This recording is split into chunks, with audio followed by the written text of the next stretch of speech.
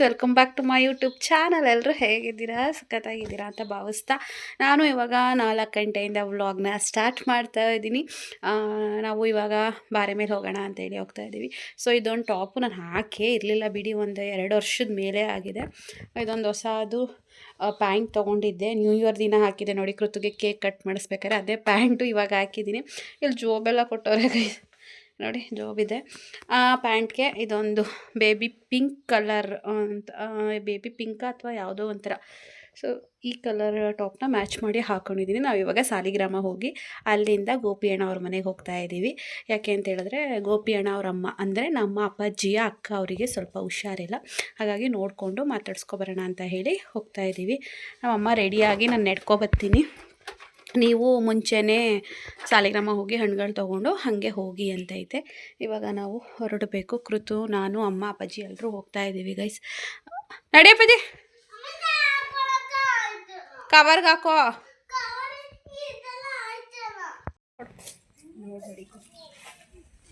ಮಾಡಿಕೊತೀನಿ. ನಾವು ಹೊರಟು ಅಮ್ಮ ನೆಡ್ಕೊಂಡು ಹೋಯ್ತದೆ, ಹತ್ತಿರ 1.5 ಕಿಲೋಮೀಟ್ರ್ ಆಗ್ಬೋದೇನೋ. ನಾವು ಸಾಲಿಗ್ರಾಮ ಹೋಗಿ ಕೃತು, ನಾನು, ಅಪ್ಪಾಜಿ ಸಾಲಿಗ್ರಾಮದಿಂದ ಸ್ವಲ್ಪ ಅದೇ ಹೇಳಿದ್ನಲ್ಲ ಹಣ್ಣುಗಳು ತೊಗೊಂಡು ಹಂಗೆ ಹೋಗ್ತೀವಿ. ಕೃತು ಆಲ್ರೆಡಿ ಅಲ್ಲಿ ಹೋಗಿದ್ದಾಳೆ, ಬರ್ತಾ ಇದ್ದಾಳೆ. ಕೃತು ಬತ್ತೀಯ, ನಾವು ಹೋಗೋದ? ಹೆಂಗೆ ರೆಡಿ ಆಗೋ ಗೊತ್ತಾ, ಸಿಂಪಲ್ಲಾಗಿರೋ ಡ್ರೆಸ್ ಹಾಕೊಳ್ಳೆ ಅಂದರೆ ನನ್ನ ಫ್ರೆಂಡ್ ವರ್ಷಿತಾ ತೊಗೊಬಂದಿದ್ಲು ಕೃತುಗೆ ಅಂತ ಹೇಳಿ ಡ್ರೆಸ್ನ. ಅದನ್ನು ಯಾವುದು ಆಯುಧ ಪೂಜೆ ದಿನ ಗಂಗೂರಿಗೆ ಹೋದಾಗ ಹಾಕಿದ್ದೆ, ಅವತ್ತು ಬಿಟ್ಟರೆ ಇವತ್ತು ಹಾಕ್ಕೊಂಡಿದ್ದಾಳೆ. ಹೆಂಗೆ ಕಾಣಿಸ್ತಾ ಇದ್ದಾಳೆ ತೋರಿಸ್ತೀನಿ ತಾಳಿ. ಬೇಗ ಅಪ್ಪ, ಅವು ಮುರಿದೋಯ್ತವೆ ಚಿನಿ, ಅವು ಚೆನ್ನಾಗವೆ. 16 ಸತಿ ಹಾಕೊಂಡು ಯಾಕಂಗೆ ಕೂದಲು ಕೆದ್ರಕೊಂಡಿದ್ಯಾ ನೋಡಿ. ಈ ಡ್ರೆಸ್ಸು ಸಿಂಪಲ್ಲಾಗಿರೋದು ಹಾಕೋ, ಇಲ್ಲೇ ಹತ್ತಿರ ಹೋಗಿ ರಿಟರ್ನ್ ಬರೋದು ಅಂದ್ರೂ ಇಷ್ಟು ಚೆನ್ನಾಗಿರೋ ಡ್ರೆಸ್ ಹಾಕೊಂಡವಳೆ.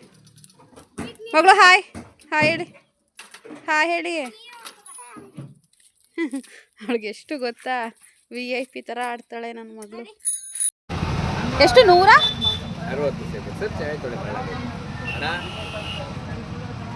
ಅರ್ಧ ಕೆಜಿ ಸೇಬು, ಅರ್ಧ ಕೆಜಿ ಆರೆಂಜ್ ಹಾಕ್ಬಿಡಿ ಸಾಕು, ಚೆನ್ನಾಗಿರವ ಹಾಕಿ.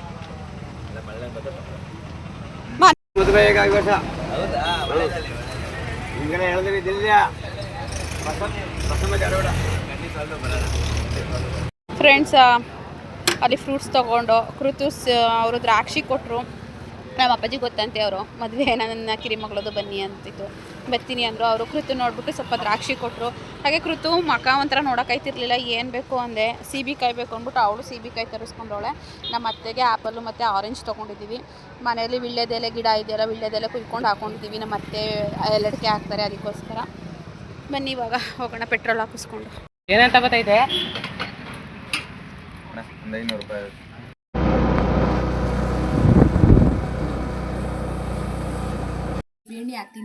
ಬೇಕು ಅಂತ ತಗಿಸ್ಕೊಂಡ್ಲು ಅವಳಿಗೆ. ನಾನು ದ್ರಾಕ್ಷಿ ತಗೋ ಅಂದೆ, ನನಗೆ ಸೀಬೆ ಎಣ್ಣೆ ಬೇಕು ಅಂತ ತಗಿಸ್ಕೊಂಡ್ಲು. ನಮ್ಮನ್ನ ಅವು ಎರಡೇ ತಾತ ಆಯ್ತಂತೆ, ಹೋಗಿ ಮಾತಾಡ್ಸ್ಕೊಬರಕ್ ಹೋಗು. ನಾಲ್ಕು ತಾತ ಹೌದಾ, ಹೋಗವ ತಾತ ಮಾತಾಡ್ಸ್ಕೊಬರಕ್ ಮಗನೆ, ಹೋಗಿ ಮಗನೆ, ನನ್ನ ಮಗ ಹೋಯ್ತದೆ. 4 ತಾತ ಅವ್ರ ಮನೆಗೆ ಹೋಗಿ ಮಾತಾಡ್ಸ್ಕೊಬರಕ್ ಮಗನು. ಹೋಗು, ತಾತ ಬೇಜಾರು ಮಾಡ್ಕೊತದೆ, ಮಾತಾಡ್ಸ್ಕೊಂಬಾ. ಅಜ್ಜಿ ನೋಡಕ್ ಬಂದಿದ್ದು ಅನ್ನು. ಯಾಕೆ ಬಂದಿದ್ರಿ ಅಂದ್ರೆ ಸುಂದರಜ್ಜಿ ನೋಡಕ್ ಬಂದಿದ್ದೋ ಅನ್ನು. ಹೌದಾ, ನೋಡು ಕಾನ್ವೆಂಟ್ ಹೋಯ್ತಾಳೆ. ಸರಿಯಾಗಿ ಹೋಗಿಲ್ಲ ಕನಕ, ಏನೋ ಒಂದು 10 ದಿವಸ ಹೋಗೋಳೇನೋ ಒಂದು ತಿಂಗಳಲ್ಲಿ. ಒಂದು ತಿಂಗಳೈತೆ. ನೆನ್ನೆನೂ ಹೋಗಿಲ್ಲ, ಮೊನ್ನೆನೂ ಹೋಗಿಲ್ಲ, ಗುರುವಾರ ಒಂದಿನ ಹೋಗೋಳೆ, ಬುಧವಾರ ಹೋಗಿಲ್ಲ. ತಿಂಗಳಾಯ್ತಾ ನೀನ್ ಕೆಲ್ಸಕ್ಕೆ ಹೋಗಿ? 20 ದಿನ ಆಯ್ತು. 10 ದಿವಸ ಹೋಗೋಳು, 5 ದಿವಸ ಹೋಗೋಳು ಅಷ್ಟೇ. ಆ ಗದೆತವೆಲ್ಲ ಕುಂದು ಕುಪ್ಪಳಿಸಿ, ಅಯ್ಯೋ ಹೇಳ್ಬೇಡ್ದದ ಗದೆ. ಏನ್ ಮಾಡೋಣ, ನಾನು ನೀರ್ ಗದ್ದೆ ಒಳಗೆಲ್ಲ ಓಡಾಡ್ಬಿಟ್ಟೆ. ಈ ಒಂದು 5 ನಿಮಿಷ ಕೂತಿದ್ದೆ ಅಲ್ಲಿ. ಹಂಗಂತೂ ನೆಂಟ್ರು ಬರ್ತಾವ್ರ ಕಣವ ನಿಮ್ಮ ಮನೆಗೆ ಅಂತೂ. ಯಾರಂಗಂದ್ರೆ ನೆಂಟ್ರು ಬರ್ತಾರೆ? ಶ್ವೇತಾ ಅವ್ರಪ್ಪ. ಅದವ್ರ ಅಪ್ಪನ. ನೀನು ಅಂತ ಗೊತ್ತಿಲ್ಲ ನಮ್ಮನ್ಗೆ. ನಮಗೂ ಪುರ್ಸತೆ ಇಲ್ಲ. ಅದೊಂದು 3-4 ದಿವಸ ಗದೆ ಕೂದ್ವಾ ಇಲ್ಲಿ ಒಂತವ. ಅದು ನೀರು ಸಾಕಾಗೋಯ್ತು, ಯಾರಿಗ್ ಬೇಕು ಅನ್ನಿಸ್ತು. ನೀನು ಬೇಕುದ್ರ ನಮ್ಮವ ಶನಿವಾರ ಕೂದಾಕಿದ್ದು, ಶನಿವಾರ. ಇವತ್ತು ಅರಿ ಕಟ್ಬಿಟ್ಟು ಒಟ್ಬಿಟ್ಟು ಬಂದು. ಅಯ್ಯೋ, ಅವ್ಳು ಹೇಳಿಲ್ವಾ ಯಾರಿಗೂ ಬರಬಾರ್ದೆ ಬಂದದೆ ನನ್ನ ಮಕ್ಳಿಗೆ. ಇದನ್ನ ನೋಡಿ ಮನೆಯಿಂದ ತಗೊಬಂದಿದ್ಲು, ಆಟ ಆಡ್ತಾವಳೆ ಇಲ್ಲಿ. ಡಿ ಡಿ ಅದು ಹಾಂ ಜೆ ಜೆ ಜೆ ಮರ್ತ್ಕೊಂಡಿದ್ಯಲ್ಲನೂ ಹಾಂ ನೋಡೇ ಇಲ್ಲ ನಾನು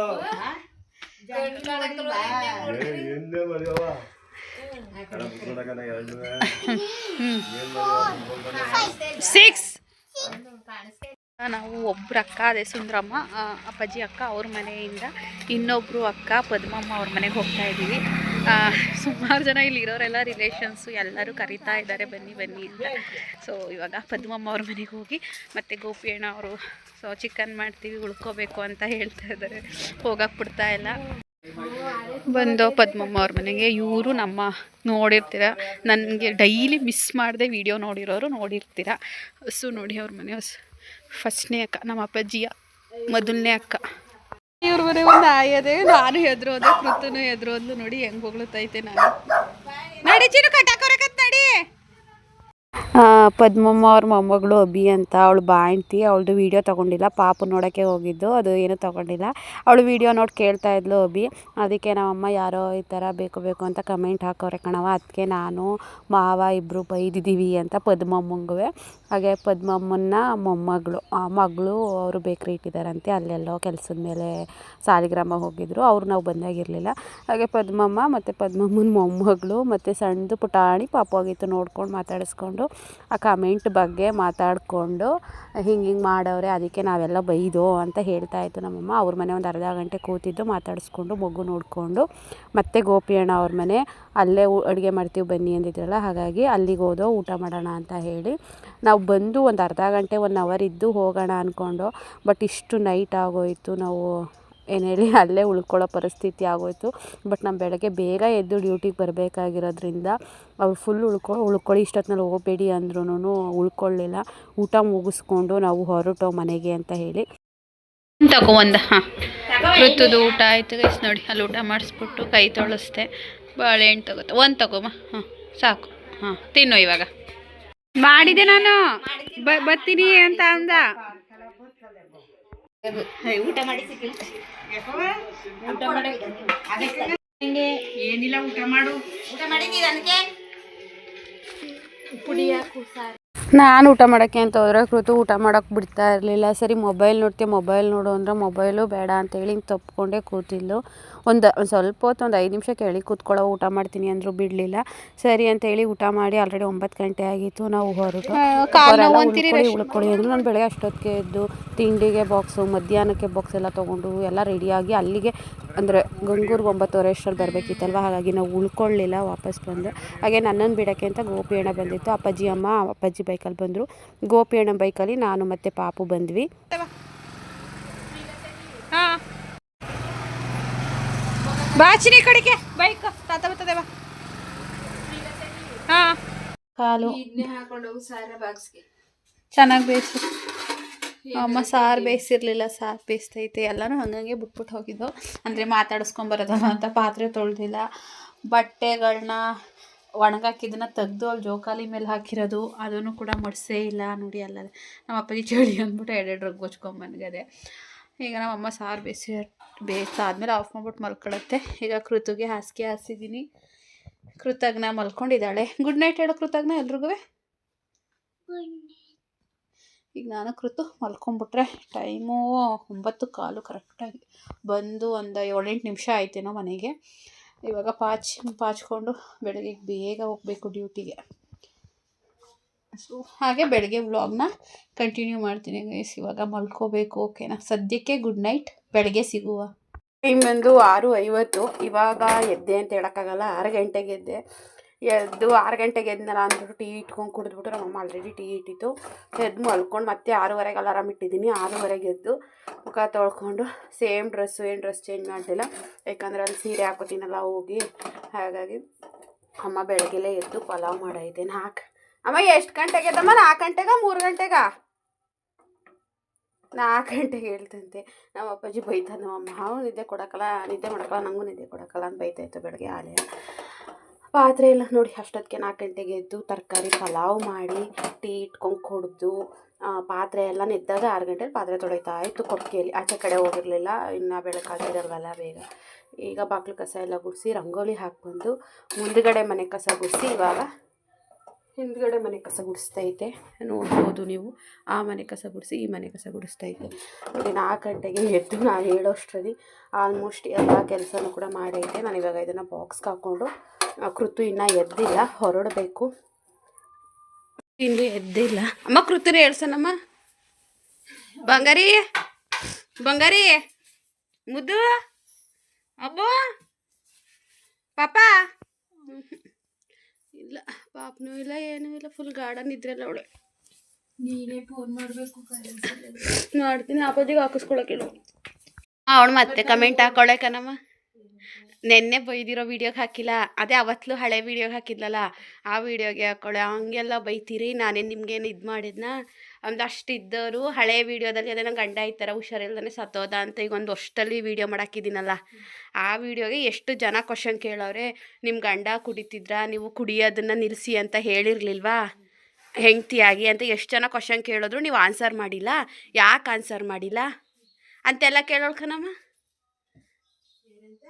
ಸಂತು ಕುಡಿತಿದ್ರು, ಅವ್ರಿಗೆ ಈ ಥರ ಹುಷಾರ್ದಪ್ಪ ಈ ಥರ ಸತ್ತೋದ್ರು ಅಂದ್ಬಿಟ್ಟು ಒಂದು ವರ್ಷದಿಂದ ವೀಡಿಯೋ ಹಾಕಿರ್ಲಿಲ್ವಾ?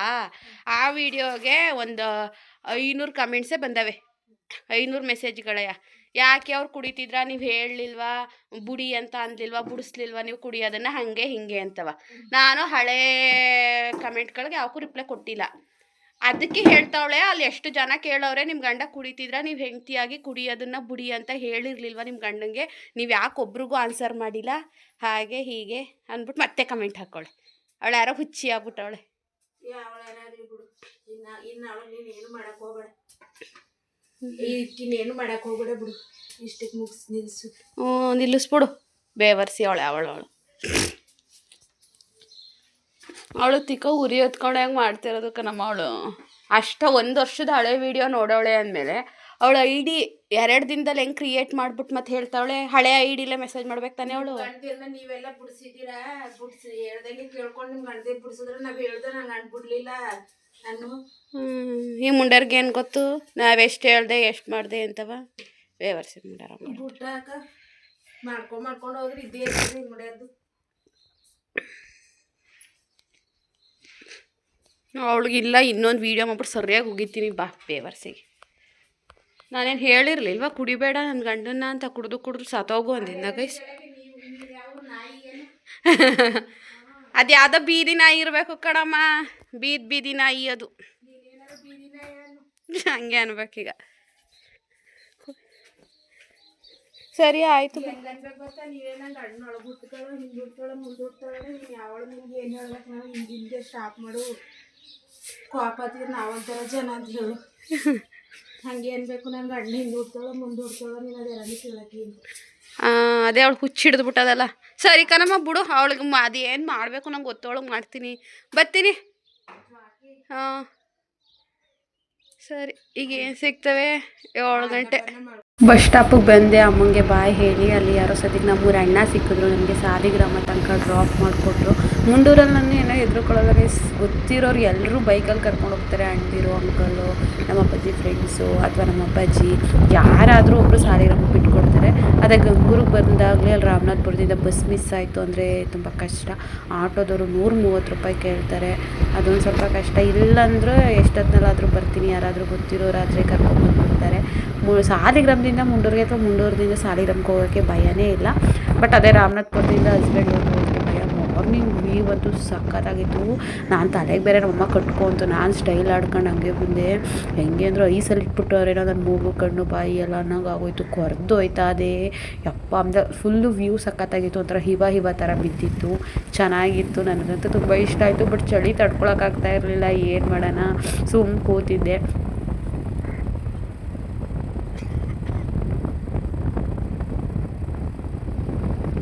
ಸಾಲಿಗ್ರಾಮ 7:15 ಇನ್ನೂ 6 ನಿಮಿಷ ಐತೆ. 7:15 ಬಸ್ಸು ನನಗೋಸ್ಕರ ರೆಡಿಯಾಗಿ ನಿಂತಿದೆ. ಯಪ್ಪ ವೆದರ್ ಏನು ಸಖತ್ತಾಗೈತೆ ಗುರು, ಸಖತ್ತಾಗದೆ. ಬಟ್ ನನಗೆ ಫುಲ್ ಚಳಿ. ನಾವಮ್ಮ ತಲೆ ಕಟ್ಕೊ ಅಂತ ನಾನು ಸ್ಟೈಲಾಗಿ ಹಾಗೆ ಆಡ್ಕೊಂಬಂದೆ. ಹೆಂಗಂದರೆ ಐಸ್ಗೆ ನನ್ನ ಮೂಗು ಕಿವಿ ಬಾಯೆಲ್ಲ ಐಸ್ ಒಳಕ್ಕೆ ಇಟ್ಬಿಟ್ಟಾರೇನೋ ಅಂತ ಫೀಲ್ ಆಗೋಯ್ತು. ವೆದರ್ ಸಖತ್ತಾಗದೆ, ಬಟ್ ಫುಲ್ ಚಳಿ. ಫ್ರೆಂಡ್ಸ್ ನೋಡಿ ರಾಮನಾಥಪುರದ ಹೊಳೆ ವ್ಯೂ ಬೆಳಗ್ಗೆ 8 ಗಂಟೆಗೆ ಯಾವ ಥರ ಇದೆ ವೆದರು ಅಂತ ಸಖತ್ತಾಗಿ ಕಾಣ್ತಾ ಇತ್ತಲ್ವ.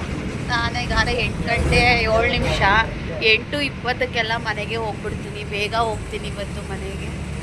ಕೊಡಿ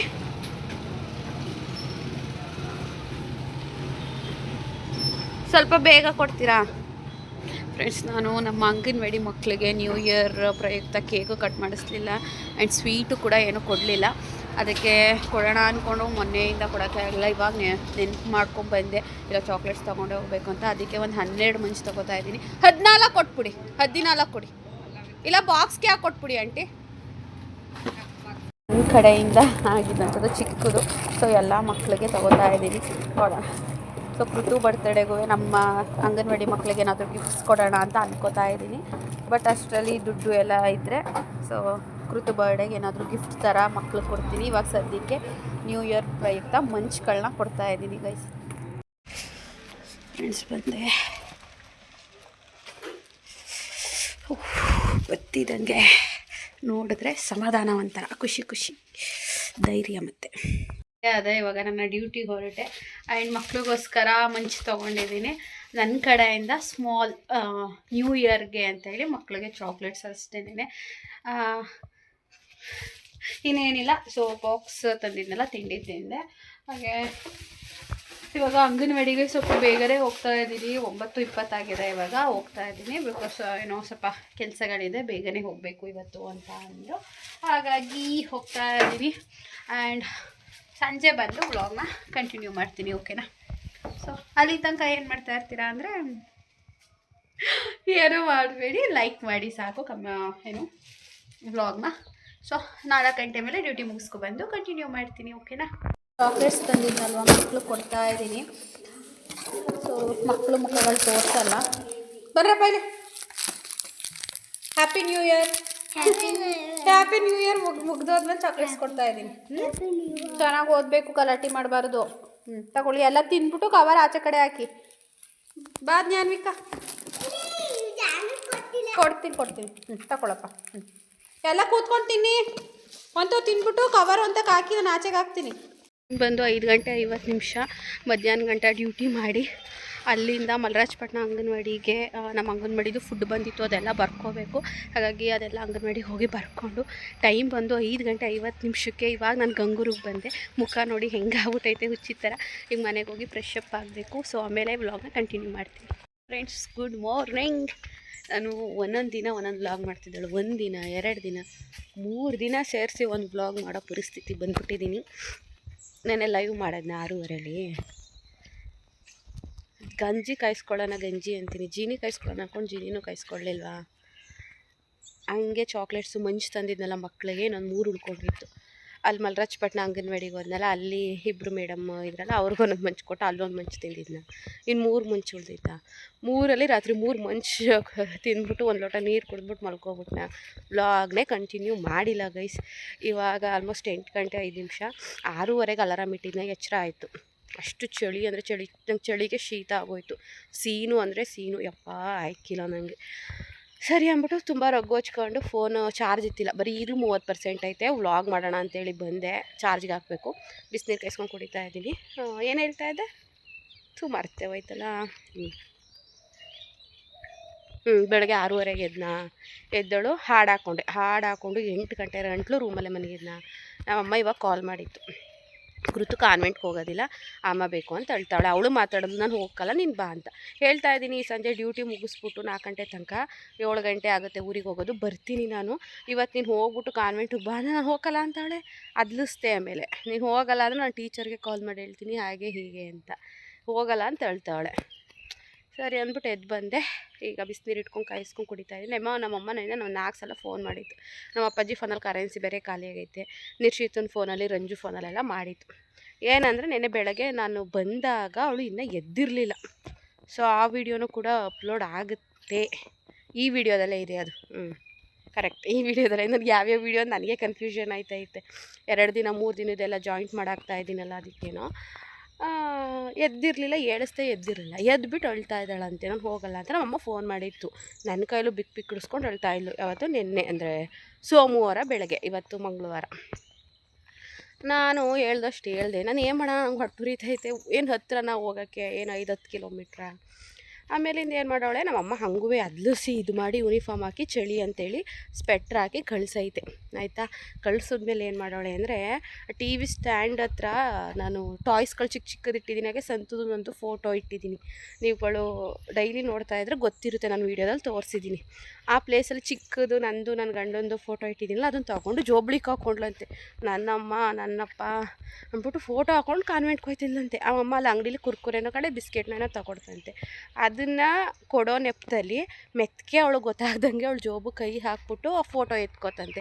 ನಮ್ಮ ಹೊಟ್ಟೆ ಹುರ್ಕೋತಾಯಿತ್ತು, ನಿಂದು ನಿನ್ನ ಗಂಡನ ಫೋಟೋನ ತೆಗೆದು ಜೋಬಳಿಗೆ ಹಾಕ್ಕೊಂಡು ಹೋಯ್ತಾಯಿತ್ತು ನನ್ನಪ್ಪ ನನ್ನಮ್ಮ ಅಂತ. ಇವಳು ಯಾಕೆ ಹಿಂಗೆ ಆಡ್ತಾಳೆ, ಹೊಟ್ಟೆನೂ ಉರಿತದೆ, ಕಳಿಸ್ತಾನೆ ಹಾಗೆ ಉಳಿಸ್ಕೊಳಕ್ಕೂ ಹಾಕಲ್ಲ, ಆ ಫೋಟೋನೇ ಕಣ್ಣಿಗೆ ಕಾಣ್ದಂಗೆ ಆ ಜಾಗದಿಂದ ಬೇರೆ ತಾವೆಲ್ಲೋ ಅಂತವು ಹಾಕಿಟ್ಟಿದ್ದೀನಿ, ಅವಳು ಕಾಣಿಸ್ಬಾರ್ದು ಅಂತವ ಅಂತ. ನಂಗೆ ನಿನ್ನೆ ಅಳನೇ ಬಂದುಬಿಡ್ತು ಗೈಸ್. ನಮ್ಮ ಅಮ್ಮ ನಿನ್ನೆ ಸಂಜೆ ಹೇಳಿದ್ದು ಈ ಮಾತನ್ನ. ನನಗೆ ಒಂಥರ ಅಳನೇ ಬಂದುಬಿಡ್ತು. ನನ್ನ ಮಗ ಯಾವತ್ತೂ ಮಾಡಿರಲಿಲ್ಲ, ಫೋಟೋ ಎಲ್ಲ ತೊಗೊಂಡೋಗಿರಲಿಲ್ಲ ಕಾನ್ವೆಂಟ್ಗೆ. ಜೋಬಳಿಗೆಲ್ಲ ಹಾಕೊಂಡು ಹೋಗೋಳೆ ಅಂದರೆ ಅವಳಿಗೆ ಫುಲ್ ಫೀಲಿಂಗು. ಅಪ್ಪ ಇಲ್ವಾ, ನಾನು ಇಲ್ಲಿ ಕೆಲಸ ಆದಮೇಲೆ ಇವಾಗ ಇಲ್ಲೇ ಜಾಸ್ತಿ ಇರ್ತೀನ, ನನ್ನ ಮಗುಗೆ ಏನೋ ಒಂಥರ ಫೀಲ್ ಆಗ್ತಾಯಿದೆ. ಸೊ ನನಗೂ ನೆನ್ನೆಯಿಂದ ಏನೇನೋ ಒಂಥರ ಬೇಜಾರು. ನಮ್ಮಮ್ಮ ಫೋನ್ ಮಾಡಿ ಬೇರೆ ಹೇಳ್ತು, ಬೇಜಾರಾಯ್ತೈತೆ ಅಂತಲೇ ನೆನ್ನೆ ಲೈವಿಗೆ ಬಂದಿದ್ದು. ಬಟ್ ಆದ್ರೂ ನಾನು ವ್ಲಾಗ್ನೂ ಕಂಟಿನ್ಯೂ ಮಾಡಲಿಲ್ಲ, ಏನೂ ಇಲ್ಲ. ಯಾಕೆ ಹಿಂಗೆ ಆಗ್ತಾಯಿದೆ ಅಂತಲೂ ಗೊತ್ತಿಲ್ಲ. ಸೊ ಈಗ ಬಿಸಿನೀರು ಕುಡಿದ್ಬಿಟ್ಟು ಅಮ್ಮ ಉಪ್ಪಿಟ್ಟಿನ ತರಿ ಕೊಟ್ಟು ಕಳಿಸಿತ್ತಲ್ಲ, ಅದು ಐತೆ. 1-2 ಟೊಮೊಟೊ ಅವೆ, ಈರುಳ್ಳಿ ಅವೆ, ಅವೆಲ್ಲ ಕಟ್ ಮಾಡಿ ಹಾಕ್ಕೊಂಡು ಉಪ್ಪಿಟ್ಟು ಮಾಡ್ಕೊಂಡು ತಿಂದು ಬಾಕ್ಸ್ಗೂ ಕೂಡ ಉಪ್ಪಿಟ್ಟು ಹಾಕ್ಕೊಂಡು ಹೋಗ್ತೀನಿ. ಆ್ಯಂಡ್ ಈ ವ್ಲಾಗ್ನ ಇಲ್ಲಿಗೆ ಎಂಡ್ ಮಾಡ್ತೀನಿ. ಆಲ್ಮೋಸ್ಟ್ 8 ಕಾಲ ಆಯಿತು, ರೆಡಿ ಆಗಬೇಕು, ಉಪ್ಪಿಟ್ಟು ಮಾಡ್ಕೊಂಡೆಲ್ಲ ತಿನ್ನಬೇಕು. ಆ್ಯಂಡ್ ನೆಕ್ಸ್ಟ್ ವ್ಲಾಗಲ್ಲಿ ಸಿಗೋಣ, ಓಕೆನಾ? Bye guys. ಲೈಕ್ ಮಾಡೋದು ಮರಿಬೇಡಿ, ಸಬ್ಸ್ಕ್ರೈಬ್ ಮಾಡ್ಕೊಳ್ಳಿ, ಬೇಗ 10K ಆಗಲಿ ಆಯಿತಾ. Keep supporting. ಬಾಯ್, ನೆಕ್ಸ್ಟ್ ವ್ಲಾಗಲ್ಲಿ ಸಿಗೋಣ.